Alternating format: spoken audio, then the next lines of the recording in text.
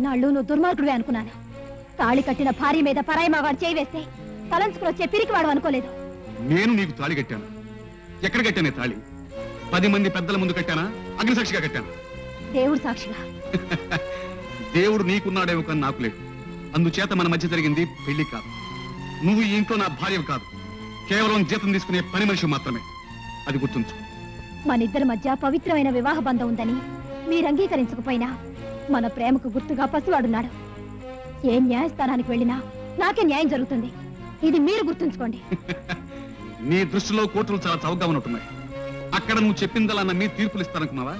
న్యాయస్థానం అంటే నా దృష్టిలో మనుషులు సృష్టించిన కోర్టులు కావు, దేవుడిచ్చిన అంతరాత్మ. ఏదో ఒకనాటికి ఆ ఆత్మ సాక్షికి మీరు లొంగి నన్ను చేరదీయకు మానరు. మీలో ఆ మార్పు వచ్చే వరకు నేను ఇక్కడే ఉంటాను, మీ ఎదుటే ఉంటాను.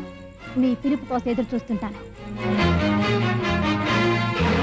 నన్ను కాదని మరే స్త్రీని మీరు పెళ్ళాడలేరు. ఒకవేళ మీ జాతకంలో 2వ పెళ్ళుందని ఎవరైనా చెప్పినా నమ్మకండి. ఎందుకంటే నా జాతకంలో సవితిపోర్లేదు.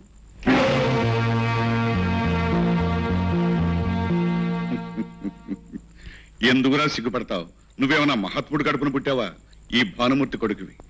పులి కడుపున పులి, నా కడుపున నువ్వు. సిగ్గు కదా నాన్న, బెదురు. దానికి గుండె ధైర్యం చాలా ఉన్నట్టుంది. పేదవాళ్ల బెదిరింపులు మాటల వరకేరా, మనం చేతల వరకు వెళతాం. రేపే దాన్ని బయటికి పంపి ఏర్పాటు చేస్తాను. నువ్వేం భయపడకు. మీకు ఫోన్ వచ్చిందండి.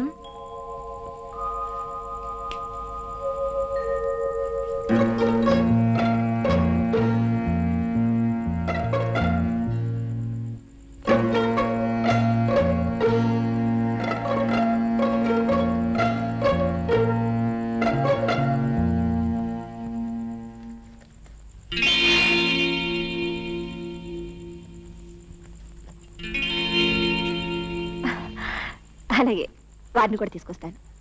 మేమిద్దరం కలిసి వస్తాం. Okay, bye.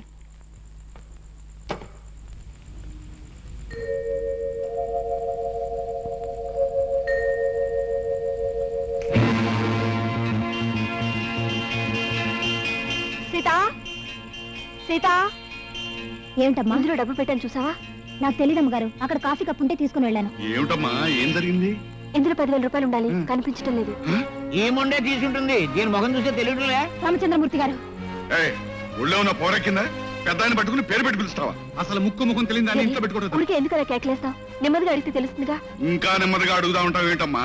నోరు మూసి కూర్చోడానికి ఇదేనా ₹1 10,000 రూపాయలు. పట్టుకున్న ఉతకండి, ఎక్కడ దాచిందో చెప్పు. దీని సంగతి నేను తెలుస్తాను.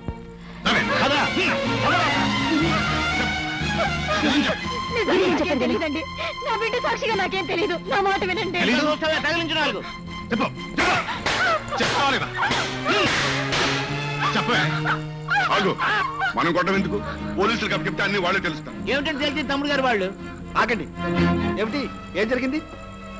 ఏం జరిగిందని చెప్పవు నాయన. ఆ రోజున దిక్కులేని కదా అని జాలిపడి పనిలో పెట్టుకుంటే ఇవాళ సమయం చూసి అమ్మాయి బ్యాగులో 10,000 కొట్టేసి, పైగా ఏడుపులు ఒకటి. 10,000? అరే వాణి, వద్దు, నాకు అవసరం వచ్చి నేను తీసుకున్నాను. నీతో చెప్తాను అనుకున్నాను, మర్చిపోయాను. అలాగా? పాపం అనవసరంగా అమ్మాయి మీద అనుమానపడ్డావు. వెళ్ళబా, నీ పని చూసుకో.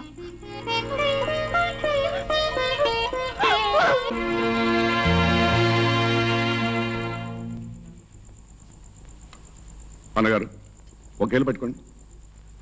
ఏమిటది? అయినా ఆ 10,000 మనం కొట్టేస్తే ఆ నింద వాణిత్తి మీద వేసుకోవాల్సిన అవసరం వాడికి కలిగింది. అసలు దాన్ని కాపాడవలసిన అవసరం వాడికేమిటి?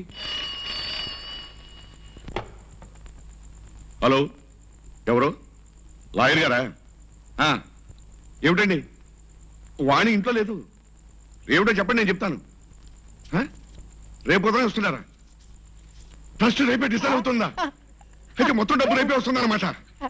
అలాగే అలాగే, మేమంతా రేపు మీకోసం ఎదురు చూస్తుంటాం. అమ్మా సీత, నిన్నుగా చూడలేని ఈ మనుషుల మధ్య దేనికమ్మా బ్రతకడం?